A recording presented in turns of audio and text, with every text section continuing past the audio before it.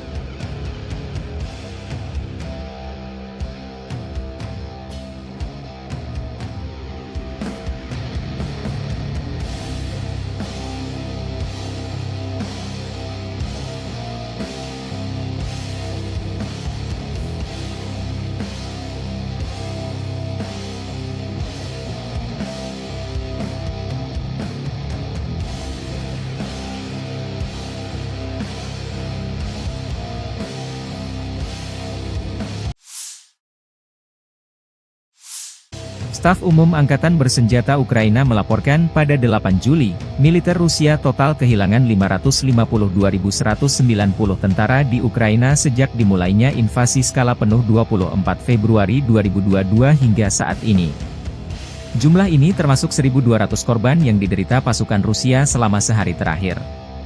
Pasukan Vladimir Putin juga total kehilangan 8.171 tank, 15.685 kendaraan tempur lapis baja, 20.150 kendaraan dan tangki bahan bakar, 14.966 sistem artileri, 1.115 sistem roket peluncur ganda, 880 sistem pertahanan udara, 360 pesawat terbang, 326 helikopter, 11.893 pesawat tanpa awak, 28 kapal dan perahu, dan 1 kapal selam.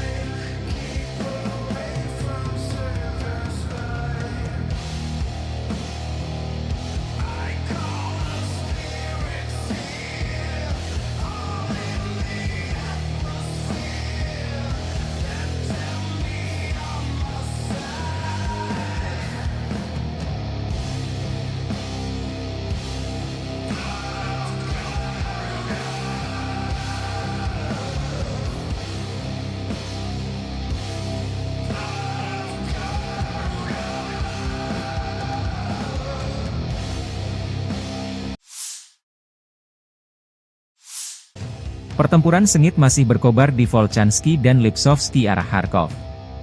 Pasukan Ukraina berusaha menahan laju unit utara Rusia tidak mendekati kota Kharkov. Di arah Volchansky, pertempuran sengit terus berlanjut. Kelompok penyerang utara Rusia maju di area gedung-gedung tinggi dan ke arah selatan. Personel Ukraina dicegat saat mencoba menyeberangi Sungai Volchya. 7 upaya serangan balik Ukraina dihentikan, hingga 30 prajurit dilaporkan tewas. Di wilayah pemukiman Staritsa, unit utara Rusia menghalau 3 serangan yang terdiri dari 30 prajurit. Kerugian Ukraina berjumlah hingga 10 personel. Di arah Lipsovsky, angkatan bersenjata Rusia mempertahankan pertahanan di pemukiman tersebut. Pada siang hari, 4 serangan angkatan bersenjata Ukraina yang masing-masing terdiri dari 10 personel dicegat. Pesawat tempur Rusia menjatuhkan bom FAB-1500 di titik penempatan besar Brigade NSU ke-12 Ukraina. Selama 24 jam terakhir, kerugian personel Ukraina berjumlah lebih dari 250 orang, demikian dilansir unit utara Rusia 7 Juli.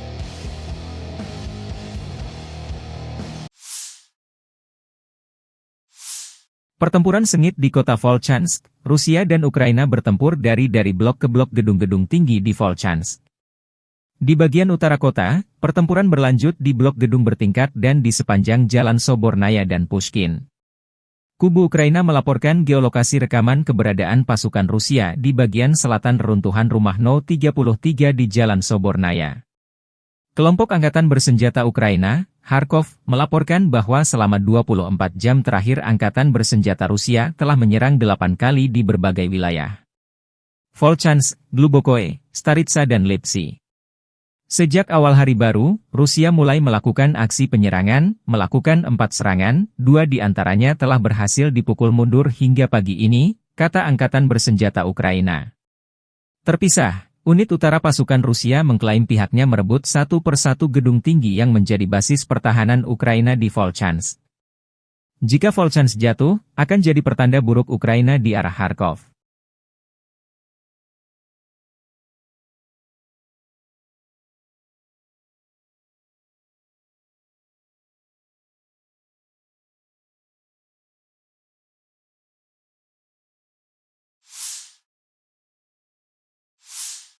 Angkatan bersenjata Ukraina mengklaim Rusia total kehilangan hingga 5.000 personel militer dalam pertempuran memperebutkan satu distrik di kota Chasiv Yar di Oblast Donetsk. Demikian dilansir Nazar Voloshin, juru bicara kelompok pasukan Hortitsia Ukraina, 6 Juli. Pernyataannya menyusul penarikan mundur pasukan Ukraina dari lingkungan kanal di timur Chasiv Yar di tengah serangan Rusia terhadap kota tersebut. Posisi pertahanan di lingkungan tersebut dihancurkan, kata Voloshin pada 4 Juli saat mengumumkan keputusan militer menarik mundur pasukan dari kanal timur Chasiv Yar. Setelah merebut Avdiivka pada Februari, pasukan Rusia mengalihkan fokus mereka ke Chasiv Yar, kota tinggi yang berpotensi membuka jalan bagi Rusia untuk maju lebih jauh ke Oblast Donetsk.